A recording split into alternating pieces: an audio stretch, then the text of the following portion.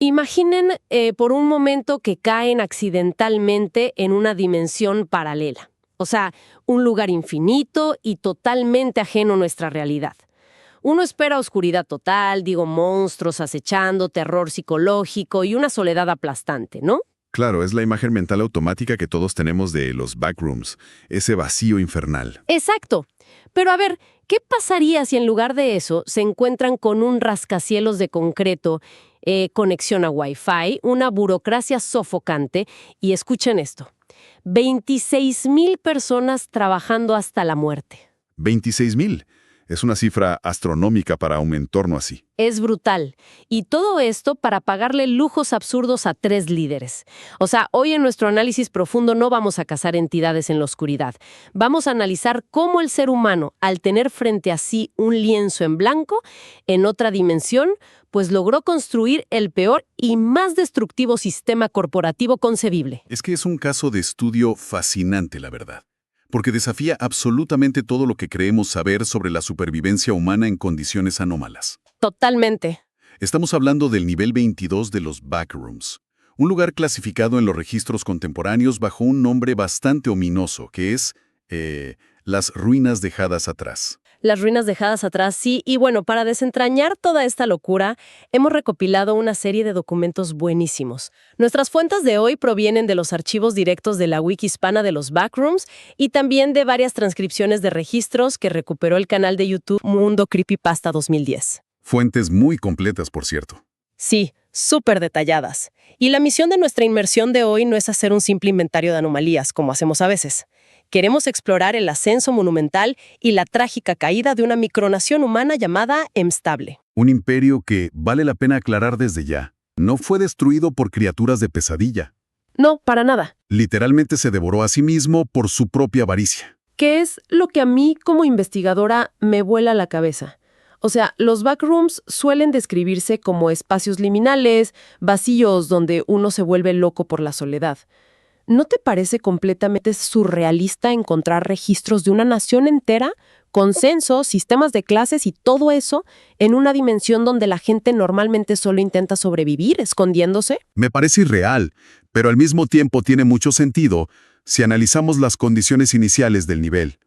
Porque para entender cómo colapsó una sociedad de ese tamaño, primero debemos entender cómo el entorno físico dictó su formación, ¿no? Ajá, el escenario inicial. Exacto. Los primeros reportes del descubrimiento del nivel 22 datan de alrededor de 1925, y los exploradores que cayeron ahí en esa época no encontraron un lugar de pesadilla, para nada.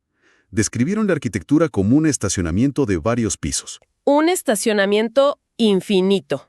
Sí, un estacionamiento infinito con la estética visual típica de un edificio de mediados del siglo XX. Pero a ver, un estacionamiento infinito sigue siendo un laberinto de concreto súper deprimente.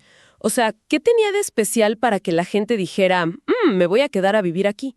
Por lo que estaba leyendo en las notas de nuestras fuentes, no solo había concreto. No, había recursos, muchos recursos. Exacto. Había decenas de autos antiguos tipo de los años 50 estacionados al azar.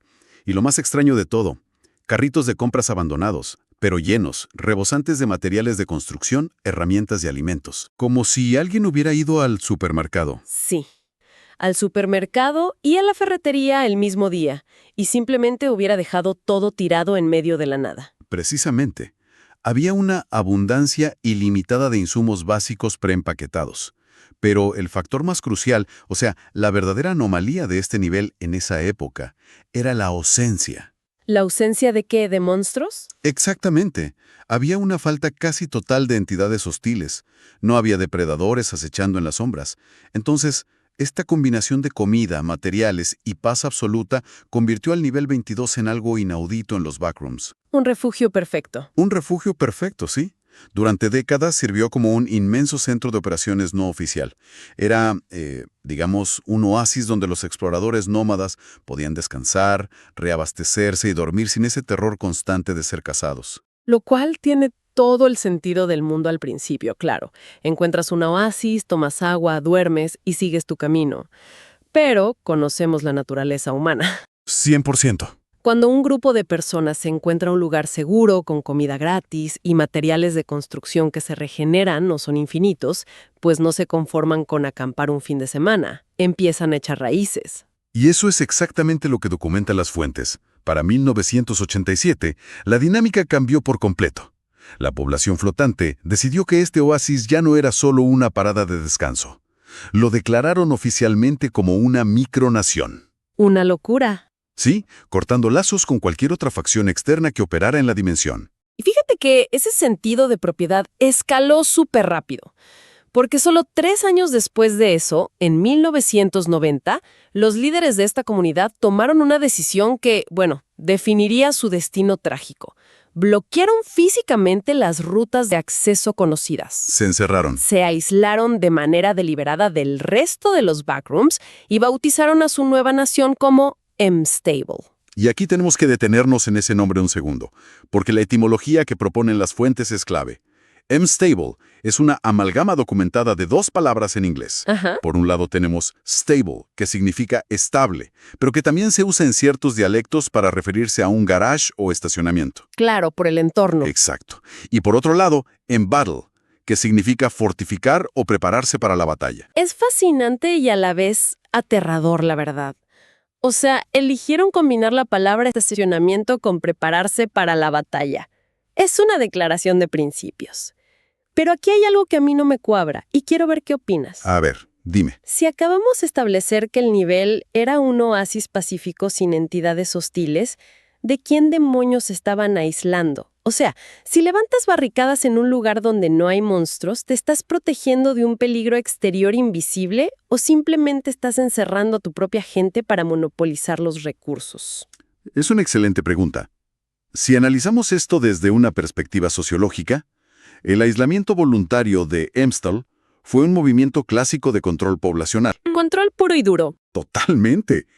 Al bloquear las entradas y salidas, la élite gobernante creó un ecosistema completamente cerrado. Cortaron esa dependencia que la población tenía de los inmensos y caóticos backrooms, sí, pero a cambio forzaron a miles de personas a depender única y exclusivamente de lo que los líderes decidieran racionar ahí adentro. Fue el catalizador para la creación de un sistema de clases brutal, claro. El primer paso hacia su declive, sin duda. A ver, pero pausa, un momento. Antes de entrar de lleno en el sistema de clases, creo que la audiencia necesita entender la escala de esto. Porque uno de los documentos recuperados por exploradores incluye un reporte del Censo Oficial de Amstable, fechado en julio de 2010. Ah, la cifra del censo. Es impactante. La cifra me dejó helada. Población total, 26.158 personas. 26.000. Una ciudad pequeña entera. Exacto, metíla dentro de las rampas y pilares de un estacionamiento gris. Logísticamente hablando, ¿cómo es físicamente posible que no murieran asfixiados? O sea, el aire se volvería tóxico. Sin mencionar el tema de la gestión de desechos o el agua potable, ¿cómo funcionaba esa infraestructura? Es una duda muy válida. La supervivencia básica a esa escala lo que demuestra es que el espacio liminal tiene reglas físicas anómalas. El nivel generaba su propia ventilación a través de conductos que aparentemente se extendían hacia el infinito. Magia del espacio liminal. Básicamente. Y la iluminación fluorescente nunca se apagaba, lo que nos sugiere una red de energía que no obedecía a fuentes convencionales. Pero lo más impresionante, lo que realmente sostuvo a esa población, fue la logística alimentaria. Porque un censo de 26.000 personas no se sostiene a base de latas de comida encontradas en carritos de súper. Claro que no. Se acaban rápido. Yo leí algo sobre agricultura en las notas, pero te soy sincera, me pareció un delirio. Agricultura en un piso de concreto oscuro. No, es que no era en el concreto. Los ingenieros de M-Stable lograron algo verdaderamente asombroso. Según los registros, construyeron una especie de pasarela, un puente temporal y, por supuesto, altamente restringido. Restringido por la élite, me imagino. Exactamente. Y ese puente conectaba directamente con otro nivel de los backrooms, un nivel donde la tierra era fértil y el entorno permitía el cultivo masivo. ¡Wow! Esa pasarela operaba como la arteria principal de sustento de toda la nación. Eso es increíble. Muestra un nivel de ingenio humano deslumbrante, de verdad. Pero bueno, como pasa siempre en toda sociedad hiperestratificada, esa innovación y esos alimentos frescos rara vez llegaban a los trabajadores comunes. casi nunca. El aislamiento extremo y esa inmensa población crearon una estructura jerárquica dictada literalmente por la arquitectura del estacionamiento. Era un rascacielos de desigualdad. Los ciudadanos fueron divididos en familias, o más bien castas, estrictamente segregadas por pisos. Y la regla del juego era siniestra. Todo el valor y los recursos fluían hacia arriba. Stable es la materialización literal de la pirámide social. En la cúspide, habitando pisos superiores exclusivos como el piso número 2, se encontraba la élite. Y esta élite incluía a 3 individuos envueltos en misterio, ¿no? Los documentos simplemente los llaman los fundadores. Los 3 fundadores, sí. Y escuchen, quienes nos acompañan en este análisis, los lujos que esta gente disfrutaba mientras estaban, recordemos, atrapados en otra dimensión. La élite tenía mesas de billar, futbolines, y de alguna manera lograron intervenir la anomalía eléctrica del nivel para operar cocinas eléctricas completamente funcionales. Cocinas eléctricas en los backrooms. Y no solo eso, las fuentes mencionan explícitamente que poseían conexiones a Wi-Fi. Es que es un reflejo oscuro del mundo corporativo llevado al extremo absoluto. Literalmente la riqueza gotea hacia abajo, o más bien en este caso, no lo hace. No lo hace para nada. Y para que esos lujos existieran arriba, la presión sobre los niveles inferiores tenía que ser inmensa. Es como una dinámica termodinámica aplicada a la economía social. Totalmente. En los pisos intermedios, que se extendían entre 10 y 15 niveles más abajo, vivía la clase media operativa. Sus vidas eran monótonas pero estables. El censo detalla asignaciones muy específicas para ellos. ¿Como trabajos corporativos? Exacto. Había médicos, carroñeros, personas designadas como costureros y equipos especializados en la recolección sistemática de aparatos y chatarra útil. Y vivían en tiendas de campaña o chozas construidas apresuradamente con madera recuperada. Es lo que decías de la presión. Es como presión osmótica pero económica. El trabajo físico masivo de las bases presurizaba todo el sistema para mantener encendidas las cocinas y el Wi-Fi de la élite arriba. Porque si seguimos bajando, por debajo del piso 16, la civilización desaparecía por completo y comenzaba el infierno. El infierno en la tierra. O en el concreto, mejor dicho. Sí, los registros sobre estas profundidades provienen en su mayoría de fotografías súper borrosas y diarios que lograron recuperar. Y lo que muestran es hambruna endémica. Las castas inferiores ni siquiera tenían acceso a tiendas de campaña. Dormían en el suelo. Miles de personas durmiendo directamente sobre el concreto helado, mendigando raciones, totalmente dependientes de las sobras que a la élite se le ocurriera dejar caer por las rampas. Es desgarrador. Y para ponerle un rostro humano a esta estadística tan aterradora, los investigadores lograron recuperar un documento vital. Se le conoce como el Diario de Hilda. Ah, el diario de Jacobs Opal. Exactamente. Escrito por Jacobs Opal, un trabajador de los pisos inferiores. Y lo que hay en esas páginas, fechadas entre 2014 y 2015, te rompe el estómago de verdad. Sí, porque Jacobs no era un rebelde, no era un revolucionario. Era simplemente un padre intentando jugar bajo las reglas de un sistema totalmente amañado. El diario documenta de forma exhaustiva cómo Jacobs y su pareja, una mujer llamada Gray, se sometían a turnos de trabajo que desafiaban la resistencia humana básica. Jornadas interminables en la oscuridad. Empuñando picos, sí. ¿Y cuál era su labor? Extraer y procesar hormigón de las propias paredes y suelos del estacionamiento. Minaban el edificio en el que vivían, y lo hacían por una promesa vacía. La élite les había asegurado que, si cumplían con unas cuotas masivas de extracción de piedra, porque usaban esa piedra para los proyectos de construcción lujosos de arriba, se les concedería el derecho a ascender de piso. Movilidad social condicionada. Exacto. Y el único objetivo de Jacobs era llegar al piso 20, para ofrecerle una vida remotamente digna a su pequeña hija tía. Hay una entrada específica en ese diario, fechada el 2 de agosto de 2014, que ilustra perfectamente la trampa psicológica de este sistema. Jacobs escribe con una alegría genuina, casi inocente, porque lograron conseguir un descuento en herramientas mineras nuevas. Ay, es terrible leer eso. Él cree firmemente que trabajar más duro, que minar más rápido, es la clave matemática para salvar a su familia. Pero luego avanzas en las transcripciones, te vas hacia octubre de 2015 y el colapso emocional de Jacobs es total. Nos enteramos por sus escritos de que Gray, su pareja, logró ascender a los pisos de arriba llevándose a la pequeña tía. Pero no fue por el hormigón. No, no fue por el trabajo duro. Lo hizo gracias a los favores de un hombre de una casta superior, un tal Heljan.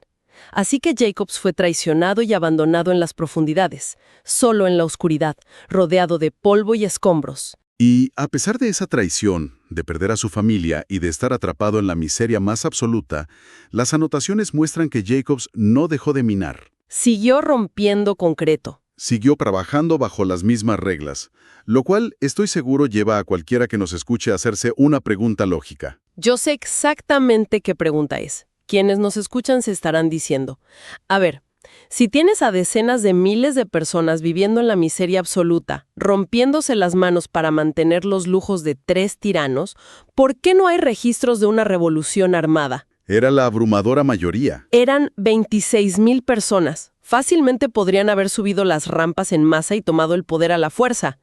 ¿Cómo demonios se controla físicamente a tanta gente en un espacio cerrado, asumiendo que no tenían un ejército masivo? La respuesta a por qué no hubo una rebelión violenta reside en el mecanismo de control más antiguo y efectivo de la historia humana: la esperanza. La maldita esperanza. El diario de Jacobs es la prueba perfecta de esto. La ilusión constante de movilidad social operaba como una válvula de escape. Si le dices a una población hambrienta que su sufrimiento extremo tiene una recompensa garantizada, canalizan absolutamente toda su frustración y energía hacia el trabajo. Claro, no se rebelan porque creen que están a punto de ganar el juego. Mantenían a las masas exhaustas, divididas compitiendo por cuotas de producción y persiguiendo una zanahoria inalcanzable. Fue un sistema de explotación magistralmente diseñado por mentes corporativas perversas. Pero, y esto es clave, como toda burbuja basada en la explotación ilimitada de recursos, la física y la realidad terminan cobrando la factura. O sea, esa misma desesperación documentada en el diario de Jacobs por extraer más y más concreto fue exactamente lo que condenó a todo el nivel. Y esa es la transición perfecta hacia el tercer y último acto de esta civilización: un colapso estructural inducido por la pura codicia. Cuéntanos cómo fue esa caída, porque los registros comerciales son fascinantes. Bueno, para 2012, y luego acentuándose en 2015, la demanda de lujos y de expansión en los pisos superiores se volvió insostenible. El entorno cerrado de Emstable ya no daba abasto para la élite.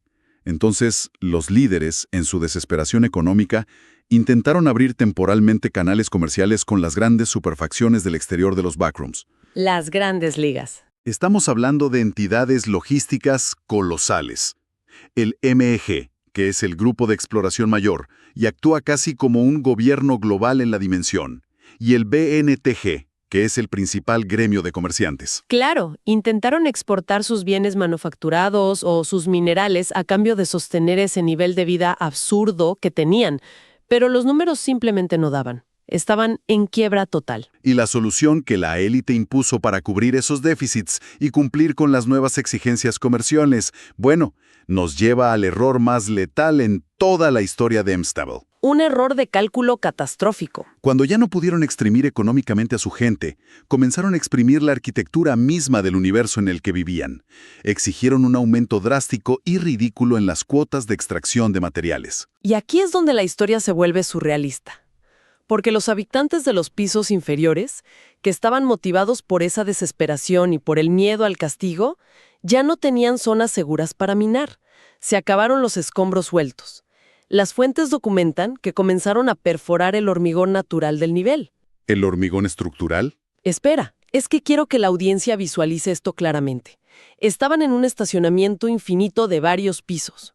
Para entregar las cuotas de piedra que pedía la élite, la gente de abajo empezó literalmente a destruir los pilares y las columnas de soporte que sostenían el techo sobre sus propias cabezas. Así es. A nadie se le ocurrió que desmantelar la estructura del edificio en el que vives, el que te protege, es un suicidio colectivo masivo.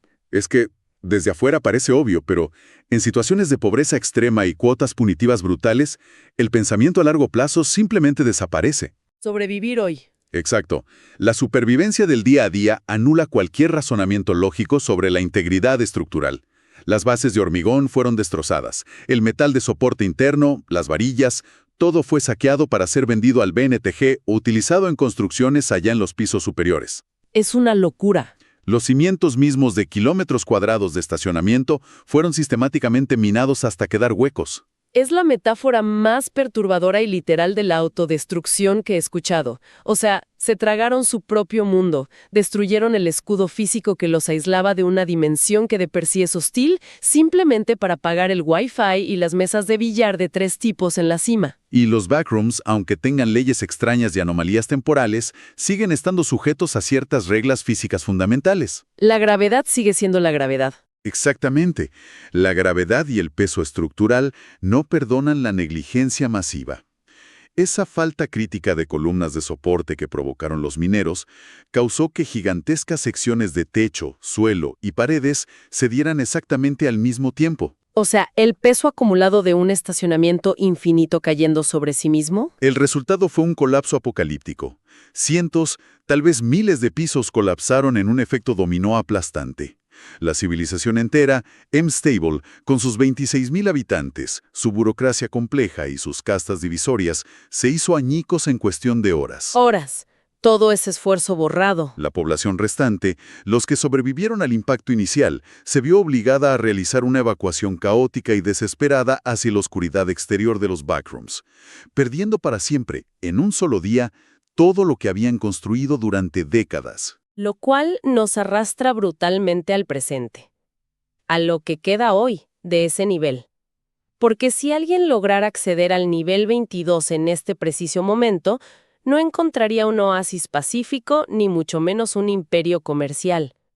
Las fuentes actuales de la Wiki clasifican a este lugar como una zona de dificultad de supervivencia clase 5A. 5A, la categoría más alta. Para los menos familiarizados con la escala, eso significa el mayor nivel de peligro ambiental crítico posible.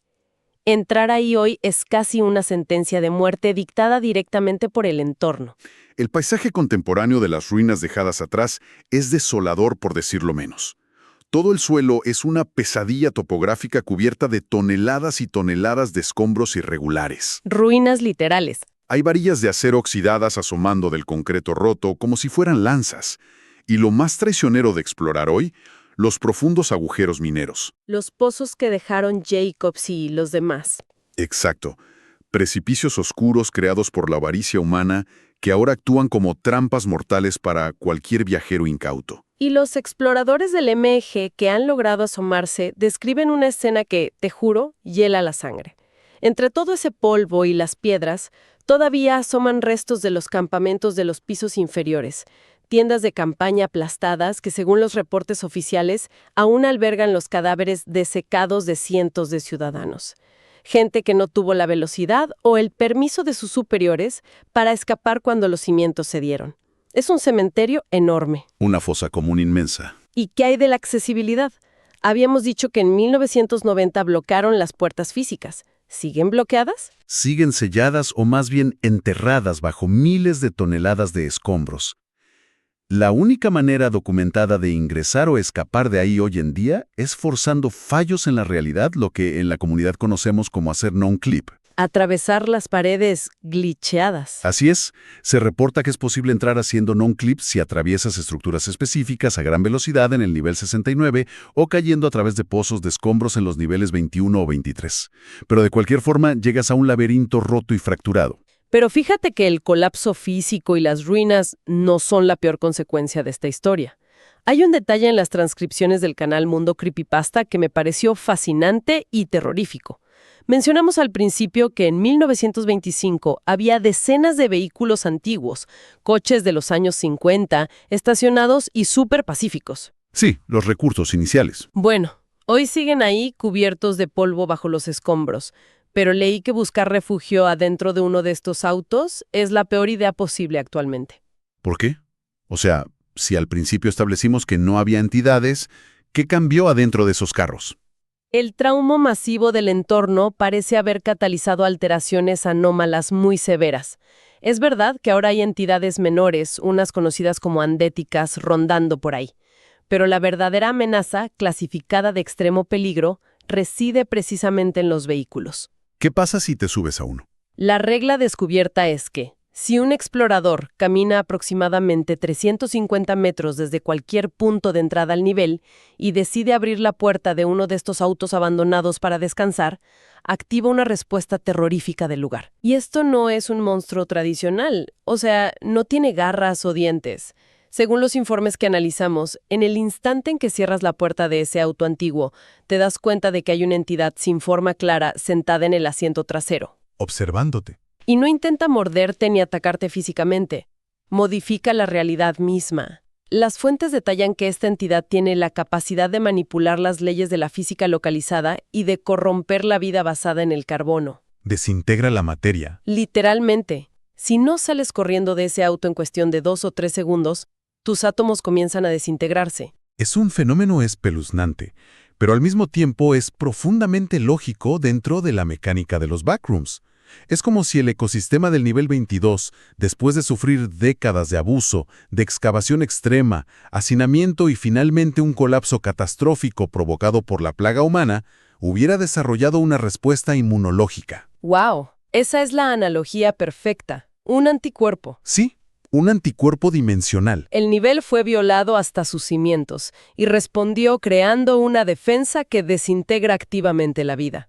Pasó de ser el Edén seguro y abastecido que acogió a los primeros exploradores, a convertirse en un vertedero tóxico y vengativo. En retrospectiva, yo creo que el nivel 22 funciona como el sitio arqueológico definitivo para comprender la verdadera naturaleza de nuestra especie. 100% de acuerdo. En la oscuridad infinita de estas dimensiones, el ser humano suele aterrorizarse por lo que habita en las sombras, por lo externo.